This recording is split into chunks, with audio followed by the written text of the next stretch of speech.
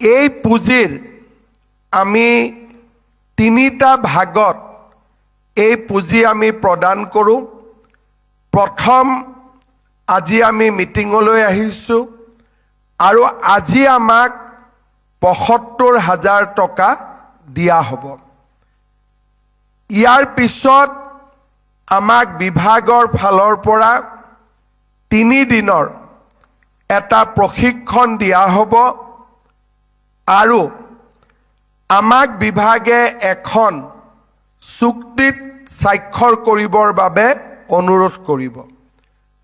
প্ৰশিক্ষণ শেষ হোৱাৰ পিছত আৰু চুক্তিত স্বাক্ষৰ কৰাৰ লগে লগে আমি আৰু ২৫,০০০ টকা আগবঢ়াম। ইয়াৰ পিছত আমি এবছৰ আপোনালোকক আমি পৰ্যবেক্ষণ কৰিম। কোনে পৰ্যবেক্ষণ কৰিব?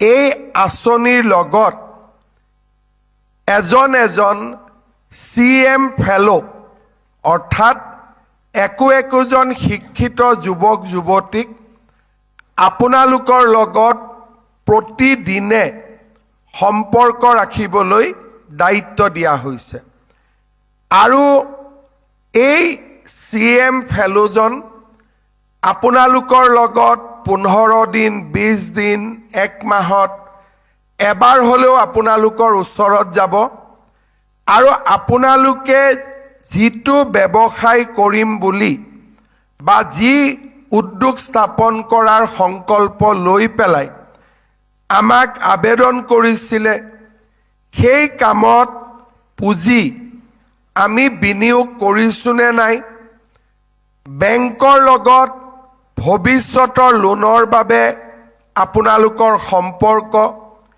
কেনেকৈ কেছবুক মেইনটেইন কৰিব লাগে, কেনেকৈ বেংকৰ একাউণ্ট মেইনটেইন কৰিব লাগে, এই গোটেইবিলাক এই CM ফেলোজনে আপোনালোকৰ লগত একেলগে কাম কৰিব।